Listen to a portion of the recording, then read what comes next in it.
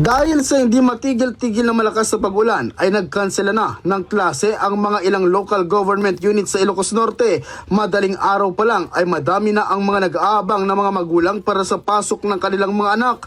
Kaya naman sa Batac City, Ilocos Norte ay agad na kinansela ni Mayor Marky Chua ang klase sa lahat ng level, pribado man o pampublikong paaralan. Matapos niyan ay sunod-sunod na ang mga LGUs na nagkansela ng klase at iilan na lamang ang mga natitirang mga LGUs na hindi nagkansela.